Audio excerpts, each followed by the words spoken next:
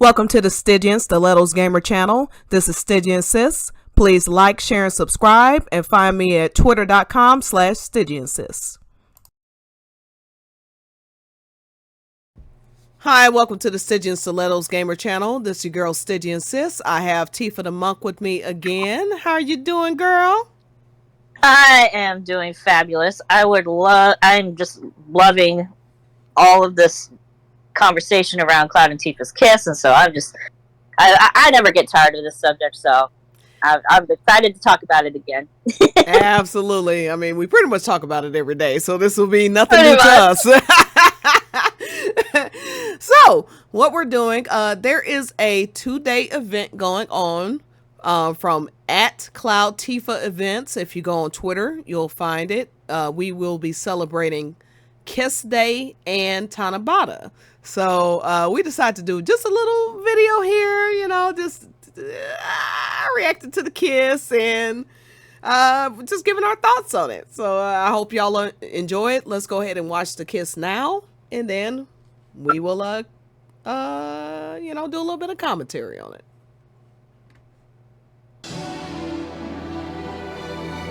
You ready for this? A gondola's here.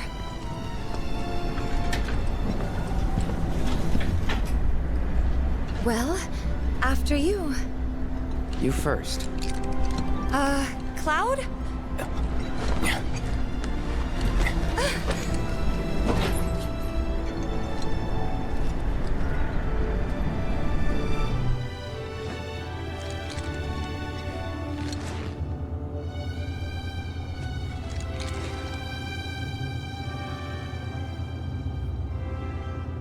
Think we can steer with this? Worth a try. Here goes.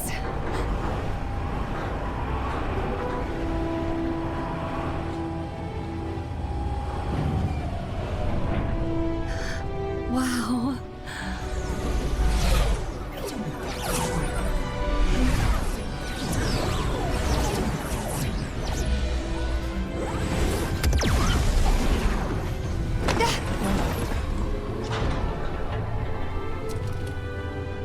Well?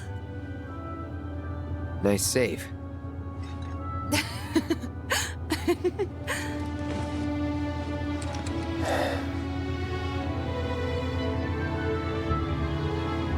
Hey, over there. See that?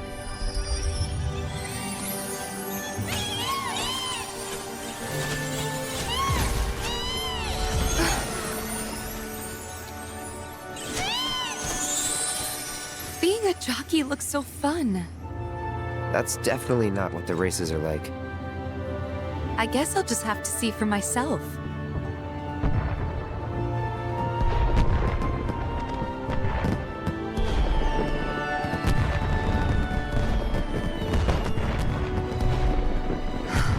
It's beautiful.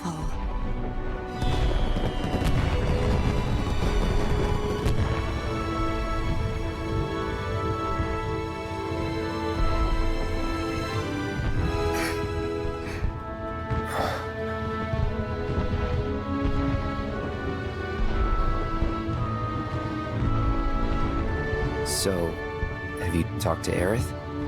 Hmm? Hey, Aerith? I talked to Cloud. He said he remembers Zack. How they were friends 5 years ago. What?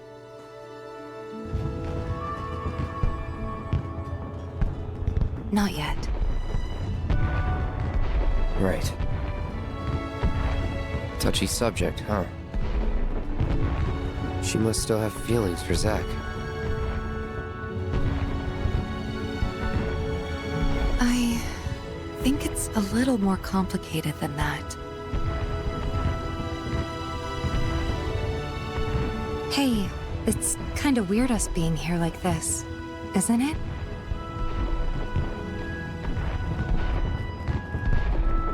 Is it? I mean, I guess it is. Kinda.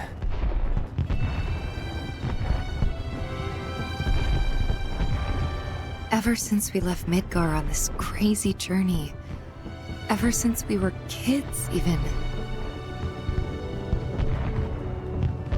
I can't remember a time like this.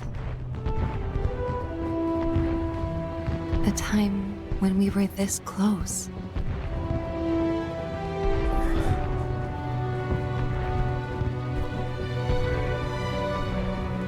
Or am I getting ahead of myself again? Again? Yeah. Again.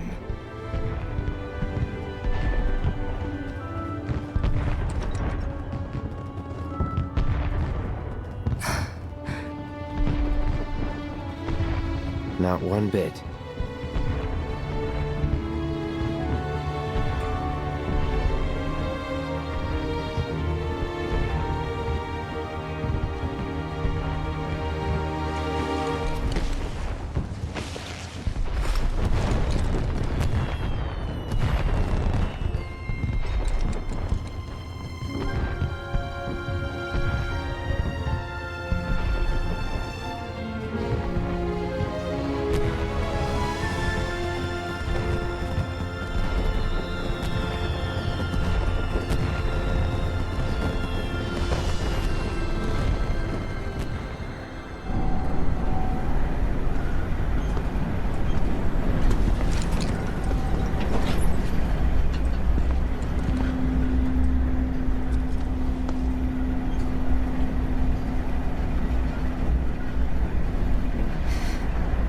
We should probably head back to our rooms. Yeah, probably.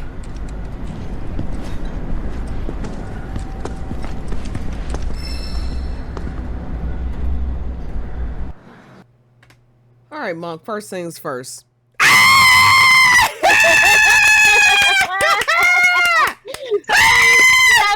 Baby, let's go.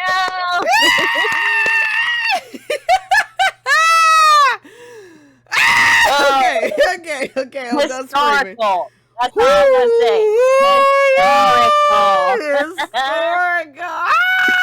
Okay. I've never watched this scene so silently ever. Like my soul was screaming out for me. Like I was trying to... Oh my god! Okay. Whew. Oh my god. All right, I had to get the fangirl out the way. Cloud, calm down. We're not in part 2 yet. Okay. Second, Mom. Yes. So, I mean, this is obviously historic for multiple reasons. One, Cloud Strife chose. While both girls are alive, Cloud Strife chose his girl. Mm-hmm. And another thing, while acknowledging there is a possibility that Aerith has feelings for him, in this very date, Tifa tells him, hey, it's a little more complicated than that. Cloud acknowledges it. You can see his head raised, and then in this very same moment, he reaches out to Tifa and says, it's you. Mm-hmm. It's you I want.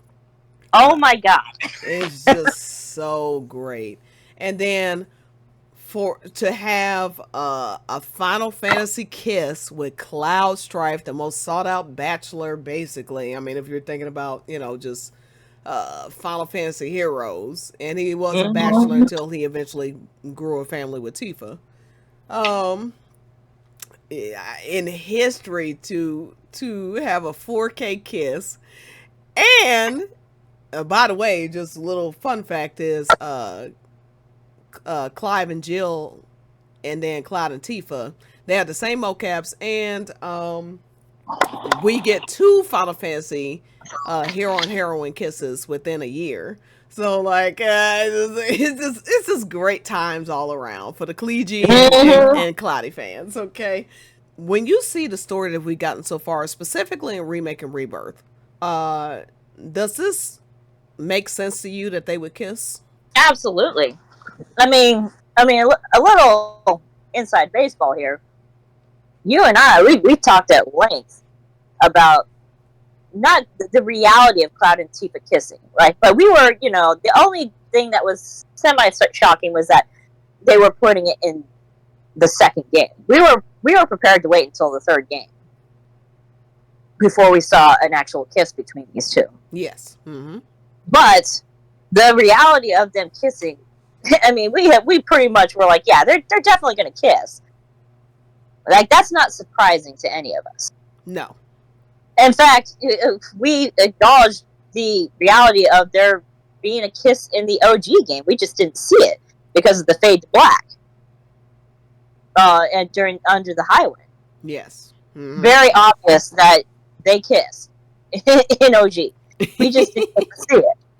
Yeah, maybe they had blocky polygons. You know, the technology was limited for the time, and the developers have talked at length about that. And they talked about that during the development of this scene specifically. They said, hey, you know, we wanted to make sure we matched fans' expectations, you know, knowing that we expected this. The developers knew we expected this. Yes, and they didn't say Cloud and Tifa fans. They didn't say, you know, like Tifa fans, or they said fans. Only imagine this until now. FF7 fans. Mm-hmm. We all know this is the reality of it. It is the unspoken truth in this fandom. That everyone, no matter what your ship leaning is, no matter if you're a shipper or not, everyone acknowledges this simple truth. Cloud and Tifa are in love. There is no ifs, ands, or buts about it. Absolutely. And yes, they have added a lot more, but that's exactly what it is. Now it's 27 years later, and now they've seen the missteps of OG that they needed to fix. And all they've done is elaborate on every relationship involving Cloud. And that's what they're doing with Cloud and Tifa, but they're doing it in a massive way with Cloud and Tifa, because that is the canon ships. Yeah, so I've said before, like I thought I was being daring by saying that they would kiss in Northern Crater, which I still think they will. I just think it'll be the ending rather than the first time to go to Northern Crater now. But and I will say, you know, there were people who said there would be a kiss on the gondola, and I have to say I never saw it coming, but they were absolutely right. They were absolutely right. Sorry, I'm not. Okay. So yeah, they were absolutely right. They were absolutely right. They might have been wrong about a couple of details about it, but they were right that there would be a romantic kiss on the gondola with the fireworks. I honestly, I mean, I said in my wildest dreams, I was like, maybe there'll be an almost kiss, but I don't think it'll be on the gondola. I have to give credit to a segment of the fandom who said there would be a kiss on the gondola, because they were absolutely correct. So they just had a few of the details wrong, like you said. The details wrong. So let's just talk about how monumental a Final Fantasy kiss is. Okay, when the hero kisses someone, that's a definitive statement. That's the one. She's the one. Okay. And for us to get this, you know, as OG fans, we always talk in terms of disc, because we know there are 3 discs.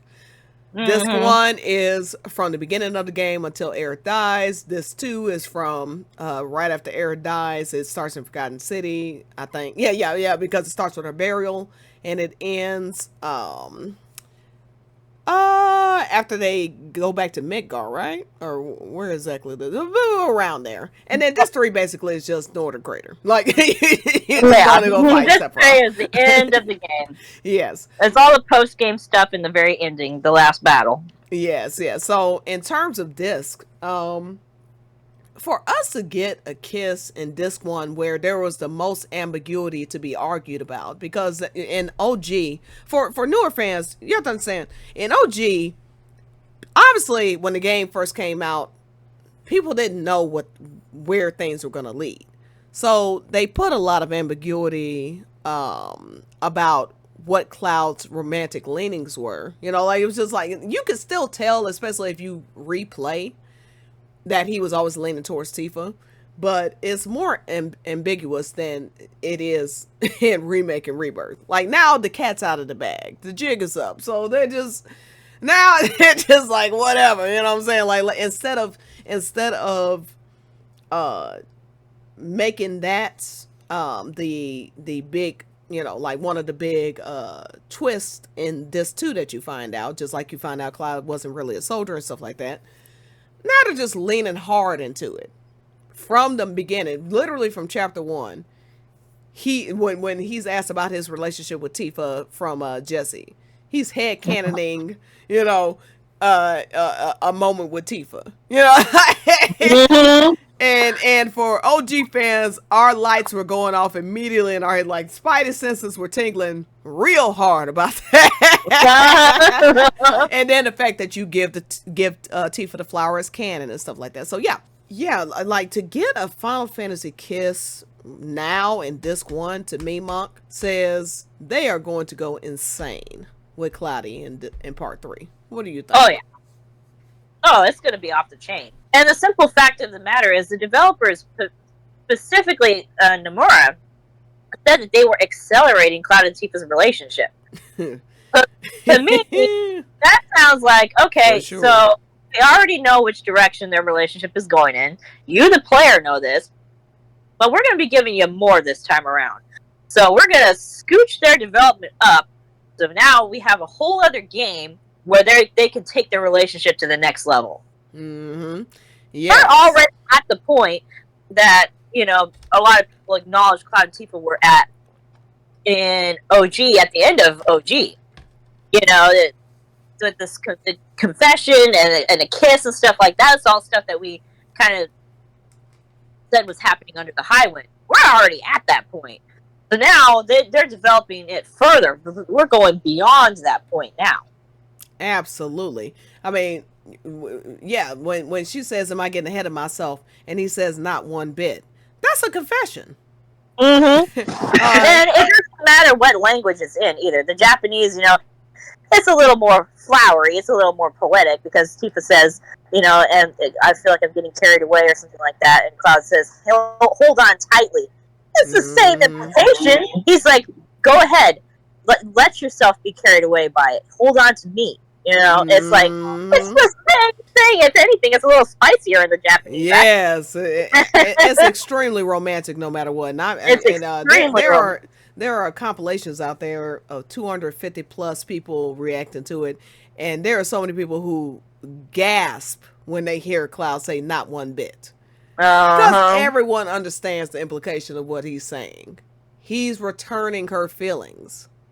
And then when you look at this part right here, so he holds out his hand, and he did this on stage. Now, of course, it was a play, but this is the one part of the play where they both go completely out of character. She looks down at his hand during the play as well, and it feels like a callback to when, you know, when Cloud kisses one of the girls' hands, they say Cloud and they say, oh, I mean Alfred. That's what it feels like. But Cloud and Tifa are the only ones that have that moment. Like, she understands if she takes his hand in this moment, it is forever changing their relationship. She didn't know what's gonna happen next, but she knows that he just returned her feelings, and that to take his hand is to take the relationship to a different level. Mm-hmm. Absolutely. And I think about it this way too. This is basically their high moment before, you know, shit hits the fan. Yeah. Because Cloud completely falls apart in the next couple of chapters. And that's, again, the copium I see from the other side is, oh, well, after this scene, their kiss is never acknowledged again. And it's like, yeah, why do you think that is? Shit hits the fan. You're not going to be talking about some kiss on a gondola when the dude is out there about ready to slice Elena's head off in a temple. Like, be for real.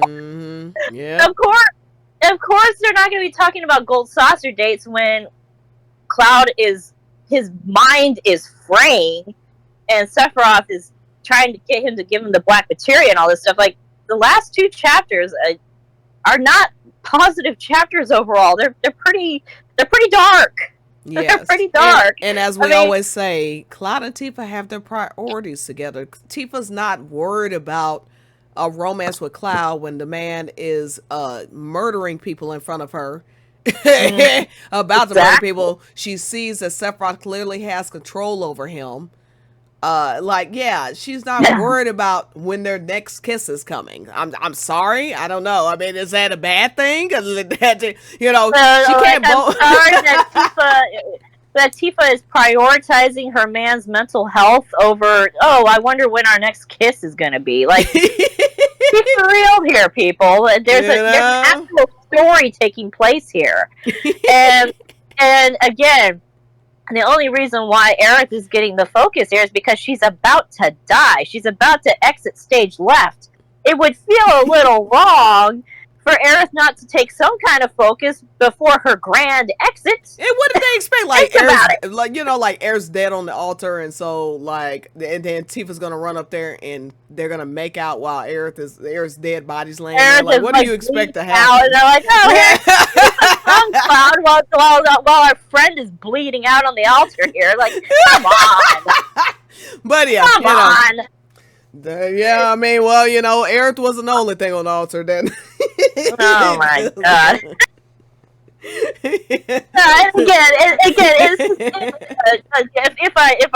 I can go off topic for a second here, it's just this ridiculous notion that Cloud cannot be sad about the death of a friend, and somehow that's him cheating on Tifa. And it's like, I would not want Cloud to be anywhere near Tifa if he was somehow he was only able to express sadness over someone's death unless he was romantically interested in them. It's like, please be real.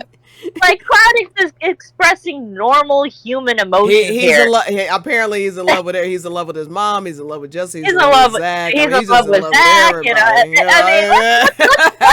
Let's be 100% here. If we're going to use Cloud's sadness over a death as a gauge of romance, Zach wins over everybody at this point. I mean, he held Kadash. Kadash tried to kill him and destroy the planet, and he was sad over Kadash's death. Exactly. Like, that is not a proper metric. I'm sorry. I do not acknowledge that metric as a legitimate metric. Yeah, if you guys lie on a death scene your ship, I'm sorry. You lost. Yeah, man. Anyway, so yeah, this kiss is just such a grand moment between these two. They have been bottling up these feelings, and it's not just a matter of knowing each other, because the game happens in around 16 days. Okay, it's not just a matter of we reunited and we found out each other are hot now, and therefore we're having all this sexual tension and blah blah blah. And yeah, the sexual tension is them as adults. Let me be clear, but it's rooted in their childhood love for one another. They, even though they didn't know, the one thing that I love about CloTi is, yeah, they weren't that close, but they always longed for each other. They always thought about each other. One thing that strikes me about what Tifa said in chapter 11 is, you were always staring at me. But that means that she was always looking at Cloud too. You know what I'm saying? Like, she exactly. Always noticed Cloud, and that's why she knew how much he stared at her. Because she also said, I always tried to say hi to you or something like that, and you would turn away. They were always thinking about each other. And so while you have the sameness of their adulthood romance, you can also see, like, the young teenager in them as well. Absolutely. Just like in chapter 8 when he takes her hand and I'm sorry, when she takes his hand and then he grips it back and just like that, he's like shy and dorky about it, a little dorkish smile on his face, and then they're walking together. That's part of the charm of their relationship. Because even though they're adults, and of course that there's implications that come with, an adult romance, they're also still kind of they're catching up on the years that they missed out between each other. And they're both kind of still in that state of mind, like you said, like teenagers, there's a level of innocence about their love too. Yes. because it's rooted in innocence. I mean, Cloud wasn't thinking about what Tifa would look like when he fell off that mountain with her, trying to save her. She was 8 years old. He wasn't thinking about, oh, well, she'll be hot in 12 years. You know what I'm saying? Like, he was a kid too. Again, but that's the complexity of it, is that, you know, when they fell for each other, they're like little kids, you know. And the thing is like, we don't even know how long these feelings were, because in Traces of Two Paths, Najima makes it clear that, you know, even though they haven't pegged down what that feeling is yet, like, Tifa is sitting there blushing as her mother is like teasing her about, oh, Cloud, you know, he's got such a beautiful face, you know. And Brian is picking up on it. He's getting irritated. It's like, not my little girl. It is super adorable. Yes. It's so cute. I mean, Tifa has no idea. She's like, I couldn't figure out why I was feeling happy. You know, it's like, that's sad. She couldn't figure out, like, she why she was so happy young about it, but she just, and so it's not that Tifa fell in love with him at the water tower. And I would say that about OG as well. It's not that, you know, it was the water tower that was the moment. It just, she didn't, you know, she was a kid, so she didn't quite get the, you know, like, understand what she was feeling, because she never felt that way about anybody. I mean, you're not gonna climb up a water tower in the middle of the night with some boy that you don't have feelings for. That's not gonna happen. You know what I'm saying? Yeah. Well, it's at that moment that she realizes what that feeling is. Yeah. Najima describes it. He's like, she's up on the water tower and she realizes what kind of like it is, and she's like, yeah, I do want to spend the rest of my life with this guy. Yes, and as you brilliantly said, it's a direct parallel, because she says, you know, of course I like Cloud, but do I love him? This is what she says page or two before. But then on the water tower, she realizes he's just an ordinary boy. He's not this unreachable star. That she realizes the like she has is a like that makes her want to spend the rest of her life with Cloud.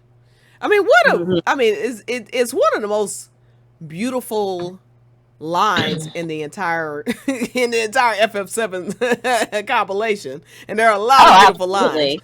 lines. And for her to have that kind of clarity at 13 is crazy too. You know what I'm saying? Like, hey, to know that this is the person you want to spend the rest of your life with at 13. And she meant it, because she waited 7 years for him.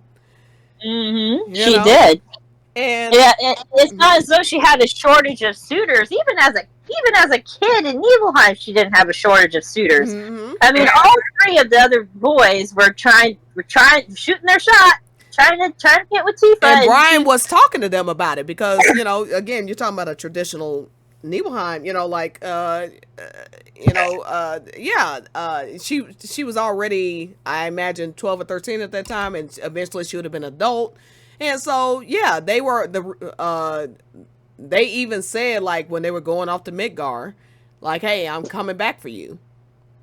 You know, like, we're gonna reconvene this as adults, and we're gonna return to you. And the implication is they were going off to become men, you know, to gain some money and to gain some experience in life, and then come back as adults and marry her. That's the implication. And there's no reason to think Cloud wasn't doing the same thing. The 2000 Guild to be a hero told us this. You know, 2000 Guilds to become a hero, to becoming a hero. That his goal was to become a, quote, special existence to Tifa. Exactly.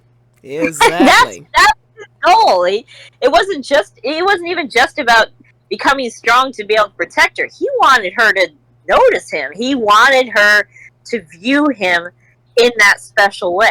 Absolutely. And he didn't want to become a special existence to Tifa as a friend. I mean, no. Oh, hey, buddy. I was willing to go through dangerous experiments just to be your friend. No, that's not what it was about. Cloud had every intention of coming back and marrying that girl. And what does he do after OG?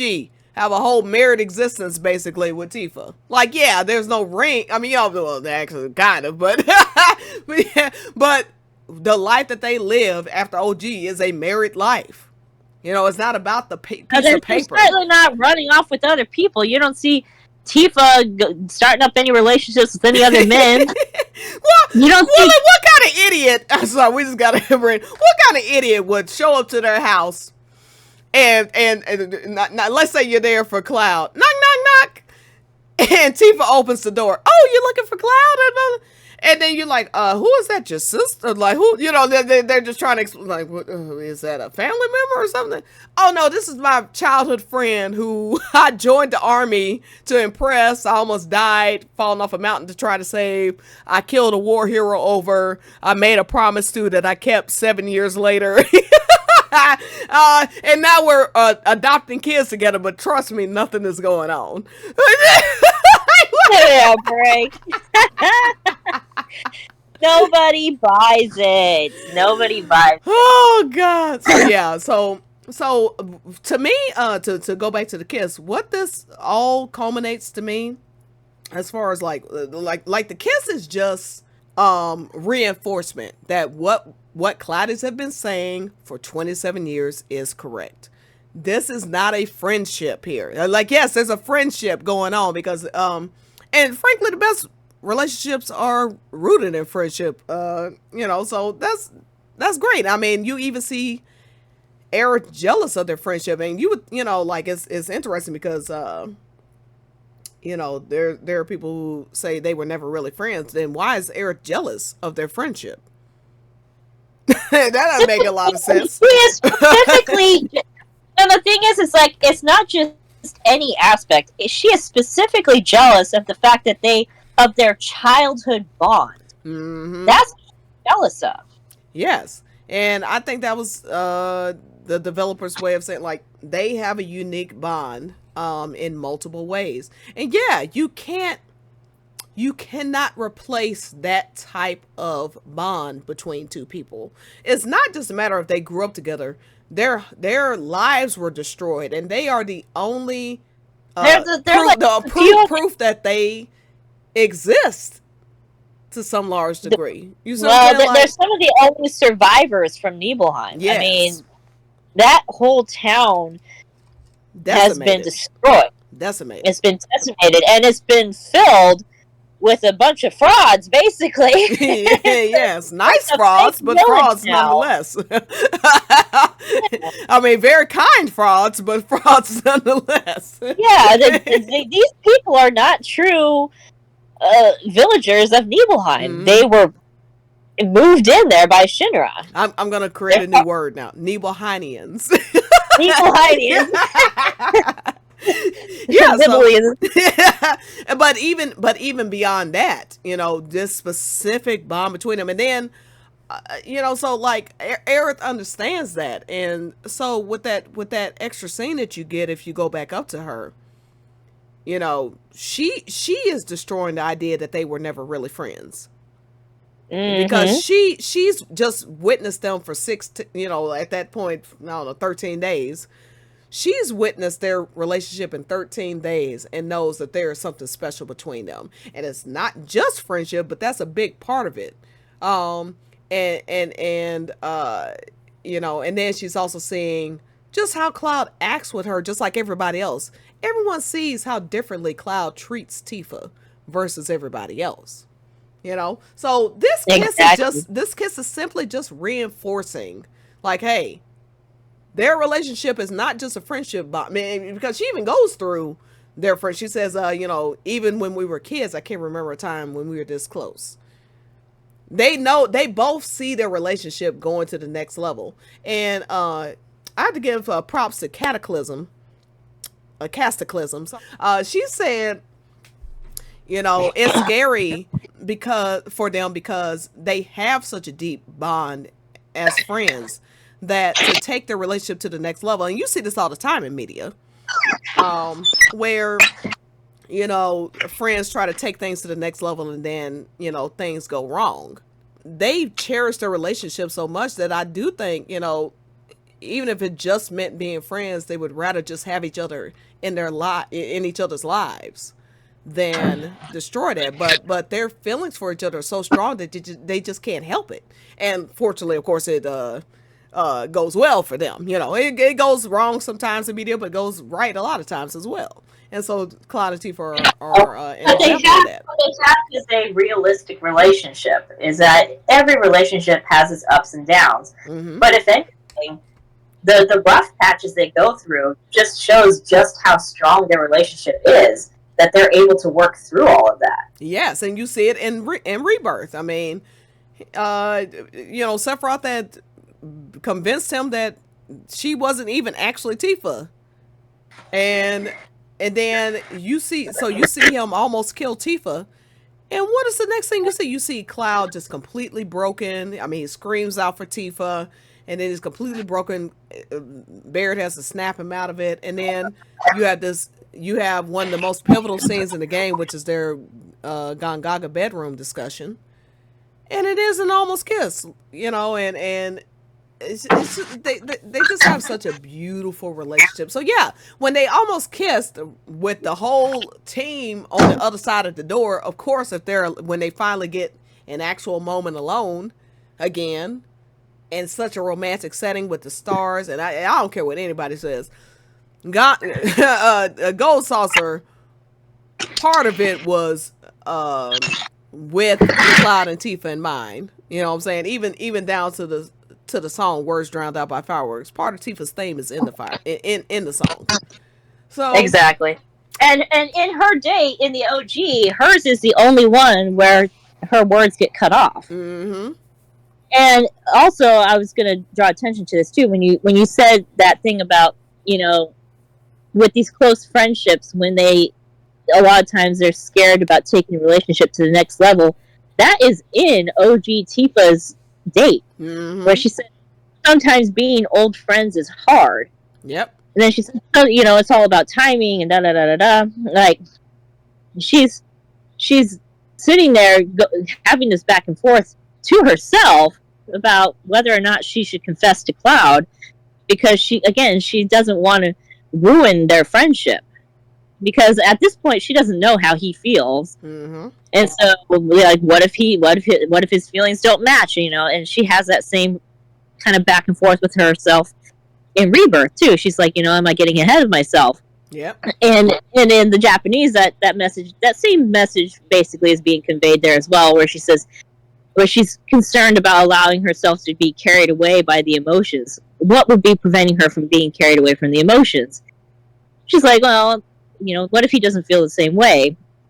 And that's what makes what Cloud says and what Cloud does so important, because it's his acknowledgement. Yes, our feelings match. Yes, I care about you. In other words, we have mutual feelings, as they have been telling us, as they've been telling us for 27 years. Cloud and Tifa are the only people who are described as having mutual feelings for each other. Now, even if you just try to take, mutual feelings, you could be mutually friends.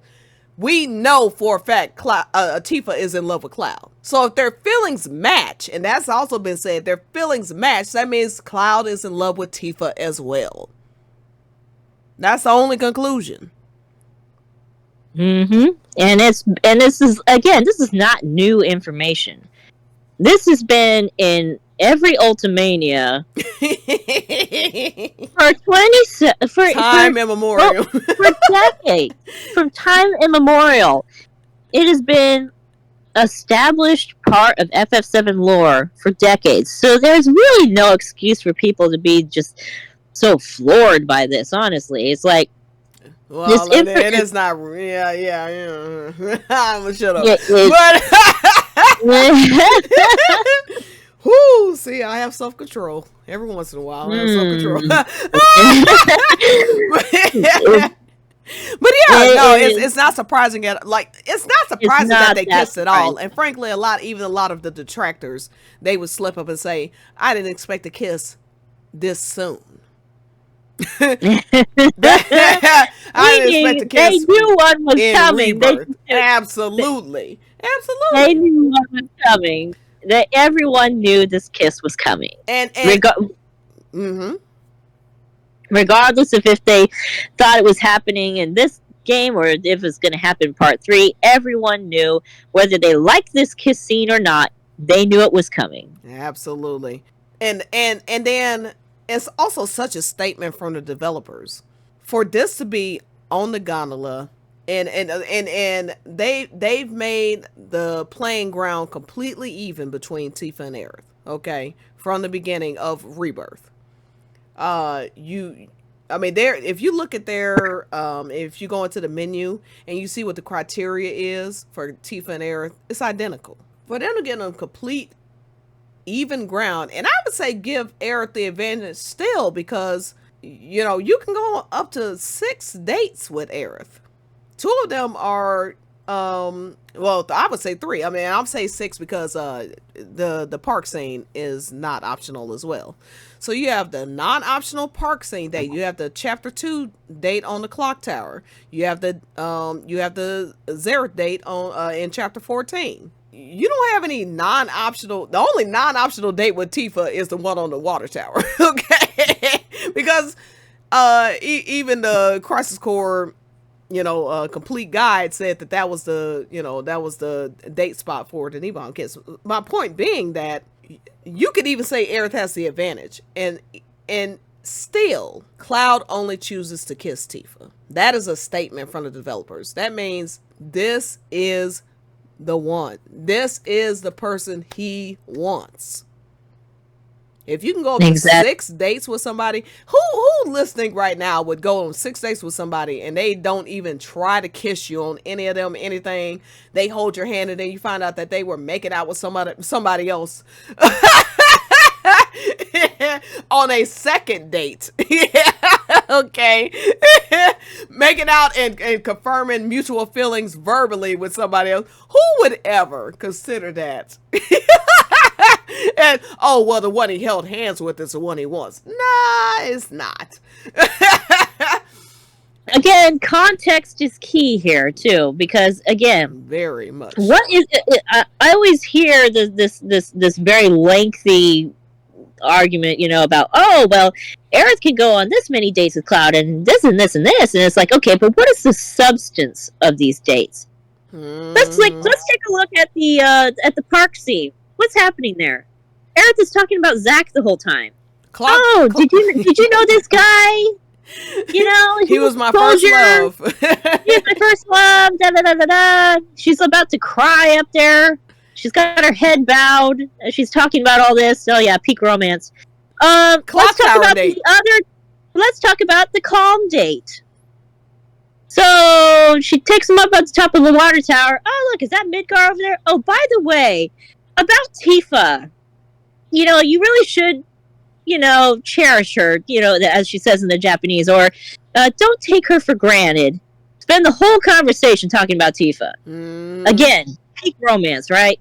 Peak romance. I mean, look, if Tifa dragged... Hold on, I'm on a roll here. What about the Costa del Sol date? The one where Cloud is throwing up blockades every 2 minutes. For the record, I'm treating this as a date. I wish you wouldn't. Cloud, you should tell me that you want to spend time with me. Why are you giving me such a hard time? Oh my God! She said, even if it's a lie. She said, even if it's a lie, just tell me. Even if it's a lie, tell me you want to spend time with me. Oh my God! Can you imagine if Tifa said something like that? Oh God! You know what? We wouldn't be having this conversation if Tifa had ever said anything like that. We wouldn't be having this conversation if, in the middle of Seventh Heaven, Cloud was comforting Aerith and hugged her so tight that she had to tell him to let go of her. Like he did in Aerith's flowers outside as she was kidnapped somewhere. He's sitting out there hugging up and literally crushing Tifa to the point where she has to tell him to let go. Okay. It couldn't be me. So no, I can imagine it, but we wouldn't be having this conversation if any of that had happened. We wouldn't be having this conversation if on the gondola Cloud had kissed Aerith and only held Tifa's hand. we wouldn't be having this conversation, Muck. Okay. Absolutely not. We would be laughed out of this fandom if things were Rightfully switched so. around. Rightfully so. Rightfully so. So we would be laughed out of this fandom. Cloud is optional scene or not. Let me emphasize, optional or not. If Cloud had kissed Aerith and held Tifa's hand, we would be laughed out of this fandom, and everybody knows it. They wouldn't even have to laugh us out of the fandom because we would have been gone. I would leave. Not be around. We would have been gone. I Okay. I would have said, you know what? Apparently, I was wrong. Deuces. I'm going back to politics, Twitter, or something. But I'm out.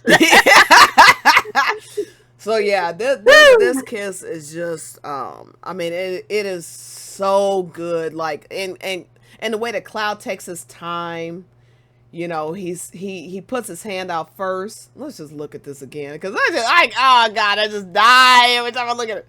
He puts his hand out first. Tifa recognizes it. Yeah, it's all him. Like, he has so much time to turn back. Look at this. Stitch, think about it. She's look at her face here. She's like surprised by it. She's like, wait, what? Like, because again, he's the one making all the moves. Oh my god. His hand is in her hair, for God's sakes. Ah! And then he just oh my god. The lean kills me. The lean kills me every time. And then they're still making out to the point where they can't even look at each other after they get off the ride. Oh my god. He was ready to listen, Mark. He was ready to take her down in that gondola. They would have had to sanitize the entire gondola had that ride lasted any longer. Okay. Oh my god. And then he's like sucking on his lips after that. Like, my god. And I said this to you the other day. They always make Tifa be the one to shut things down. You know, when it's with the train rolls, she has to say, yeah, I'm okay. And then she, you know, and then he lets go of her. When it's the hug, hey, Cloud, you're kind of killing me right now. I need you to let go of me. And he lets go. And then here she says, we should probably go back to our rooms. Trust me, Cloud, if she had said, hey, let's go back to my room, he would have been ready, okay? We're not even being facetious here because no, developers went out of their way. Like none of us knew anything about this. Like this thought never crossed any of our minds until they pointed this out in the voice script of the Ultimania remake. The Cloud goes into Tifa's room with expectations. Oh my god! I was like, is he for real right now? And anticlimactic. Like, come and then he on. realizes, I got the wrong idea. Oh, oops. And it's like now I can't even look at that scene the same with his little surprised Pikachu face. I'm like, Cloud! And you know what? Before they even confirmed in Ultimania, I was like, that surprised look on his. First off, he's breathing heavy. He's moaning. Yeah, he's and moaning. Every language. Every language. I made a freaking compilation of it. It's so funny. Yes. So he's breathing heavy, and then she says, so what about the village? And yeah, they point out his surprised look for a reason. And he's like, oh, okay. And he literally does like the head, oh, okay. It's like, oh, wait, so we're not doing the devil's tango? Yes! Like, it was obvious that Cloud thought that shit was about to happen. Okay. So then so just like the kiss. So too. Apparently Marl thought so too. This has been it's something we've cracked jokes about forever because when they come out, Marl's like, wow, you guys are in a chipper mood. I was like, oh my god. She's like, I don't think anything happened, but these two are oblivious. So yeah. Yeah, it's just Marl. Marl is us in this situation. Yes. Oh, all right, Mark. Well, this is a good discussion. Yeah, we're just Yeah, we just wanted to do a little Kiss reaction for Kiss Day. This I guess the second, because there was technically another Kiss Day. But this is the first, International Kiss Day, right? This is an International Kiss Day. Yeah, yeah, I think so. Yeah, I just love that from now to the end of time, we're not only going to have, well, first off, we'll have this kiss. And like every compilation that comes out from this point on, with Final Fantasy kisses or famous kisses, like PlayStation Brazil put out, like unforgettable couples, like the kiss is going to be everywhere. Love it. And we know this is just the beginning. Yeah, and from now until eternity going forward, the gold saucer now belongs to CloTi. Let's be real. Absolutely. Okay. To infinity and beyond. That's our Gondola now. To infinity and beyond. Not only does the song have Tifa's theme in it, anytime anybody thinks about the gold saucer, they're gonna think that's where Cloud and Tifa kissed. That's Tifa's first kiss. And it is just getting started, because if they're willing to give us basically a bonus clip of a kiss, it's a bonus kiss. It's a bonus kiss, okay? That's what it really is, okay? Like their kiss in part 3, their first kiss in part 3 is going to be insane. Okay? We're not even almost prepared. I'm calling it. Their first storyline kiss is live stream. Absolutely. I want them to model it after Tidus and Yuna. I do. Everyone keeps saying it. If that happens, you're gonna have to come and revive me. Okay, you're gonna have to dump and don't think these devs aren't petty enough to have them do some intertwining fingers with that shit. I almost kind of hope they don't. Yeah, me too. They're making it so cringe at this point. I'm like, oh god, they're making it so cringe. It's the same thing with the high five. Yes! You know, Claudi's are running around like, oh my god, they high five! Because we got so many other things to look forward to. We don't, we got so much else. We don't care that they high five. So much else. I'd much rather than just focus on giving us more kisses. That's it. I'm good. And we do mean kisses. And to end this, yeah, we do mean kisses, because they will get multiple kisses. Here is now quotas later. Live stream scene, Highwind scene, and I am still convinced that after Cloud saves Tifa in Northern Crater, that they'll kiss there too. All right, Michael, this was a very fun discussion. So yes, just another reminder, we have a 2-day CloTi event happening. Kiss Day on July 6th. And then Tanabata on July 7th. So please look forward to that. Go to Twitter and go to @CloudTifa events to see more about that. We will see y'all later. Bye. Bye.